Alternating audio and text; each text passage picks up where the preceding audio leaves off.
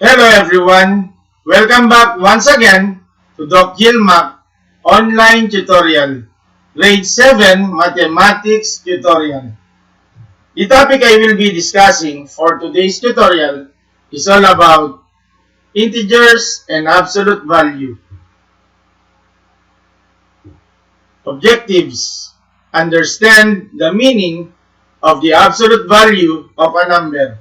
Interpret the absolute value as the distance of the number from 0 on a number line, and determine the absolute value of real numbers. Before discussing the topic for today's tutorial, let's have first a warm-up drills. Perform as indicated. Number 1 to number 4, evaluate each expression for the given values of the variables. Number 1, 2n plus 1 for n equals 5. Substitute n equals 5 in the given expression 2n plus 1. So 2 times 5 is 10 plus 1. So this is simply equal to 11. Number 2, 5n minus 8 for n equals 3. Substitute n equals 3 in the given expression 5n minus 8. 5 times 3 is 15 minus 8 is 7.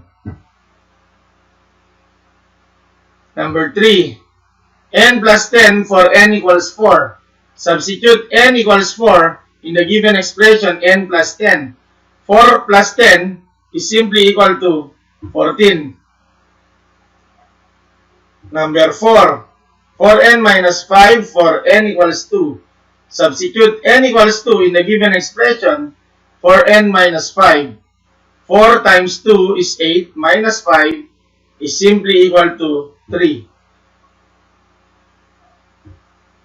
The vocabularies you're going to encounter in this particular topic are integer, opposite, absolute value. Integers are the set of whole numbers and their opposites. Opposites are numbers that are the same distance from 0 on a number line, but on opposite sides of 0. So as you can see here, so 0 is between negative integers and positive integers. The opposite of negative integers are positive integers, or we can say the opposite of positive integers are the negative integers. So take note of that. 0 is neither negative nor positive.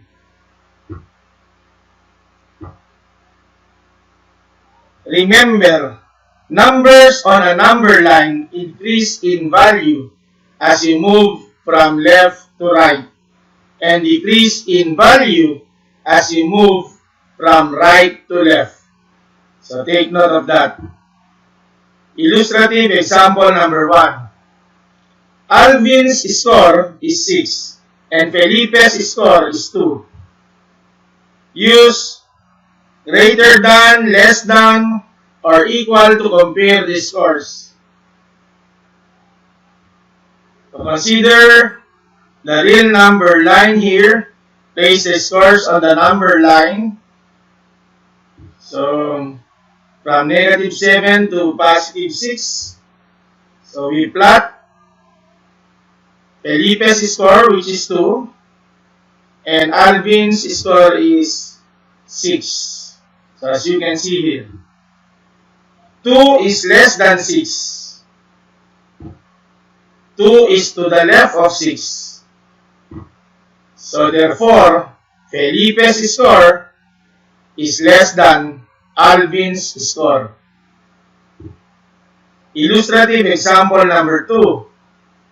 List Gian's score in order from lowest to the highest. The scores are 0, 6, 3, 5, and negative 1. Use less than, greater than, or equal to compare the scores. Place the scores on the number line and read them from left to right.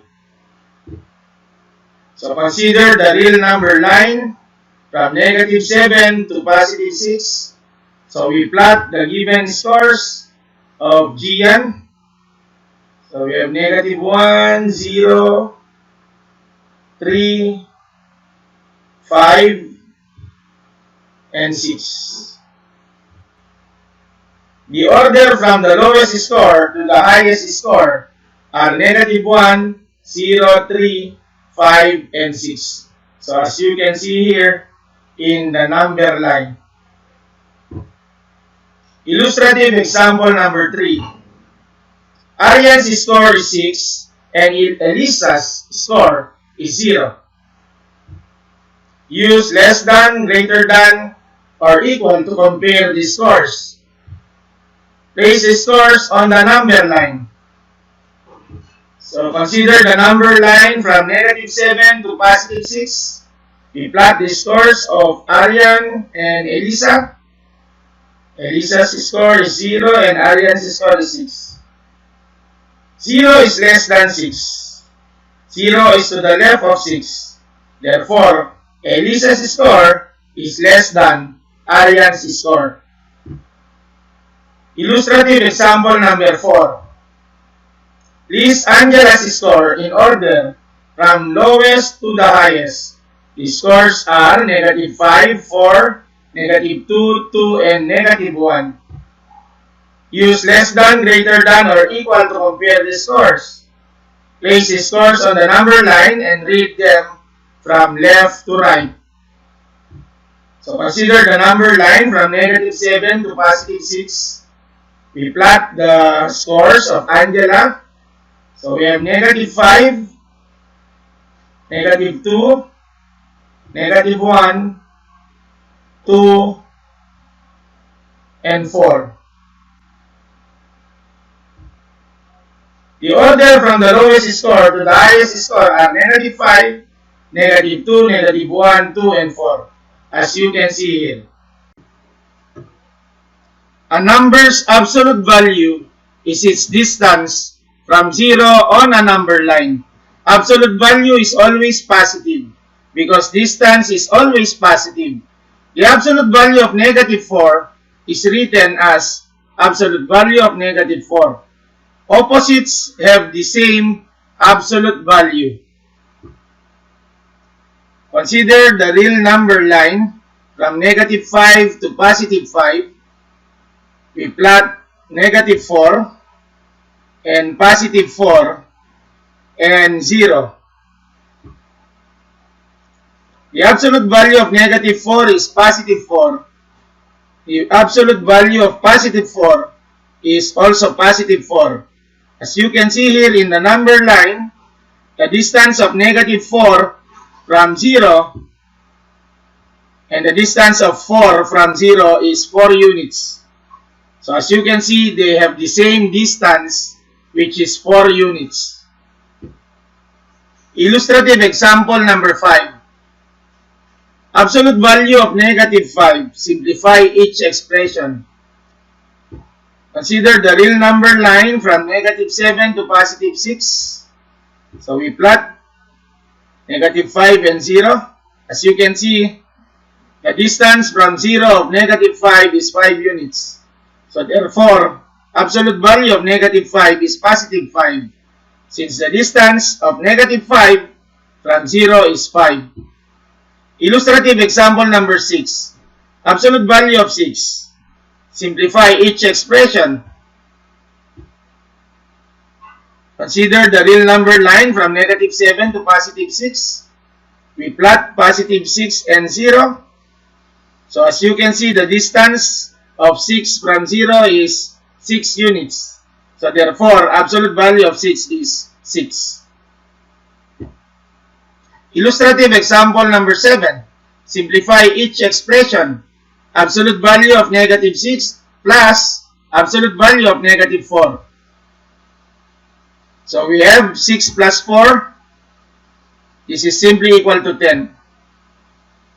Find the absolute value first of negative 6, which is 6 units from 0. Then find negative 4, which is 4 units from 0. Then add. So this is 6 plus 4, which is just equal to 10. Illustrative example number 8. Simplify each expression. Absolute value of 4 plus 3 plus absolute value of 8 minus 6. This is simply equal to the absolute value of 7 plus the absolute value of 2. Since 4 plus 3 is 7 and 8 minus 6 is 2. So this is simply equal to 7 plus 2 or 9.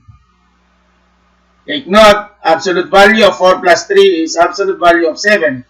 And absolute value of 8 minus 6 is just equal to absolute value of 2. 7 is 7 units from 0. 2 is 2 units from 0. Adding 7 and 2 equals 9. Take note of that. Again, I would like to thank you for watching. Stand by for my next tutorial. Keep safe everyone, and may God bless us all.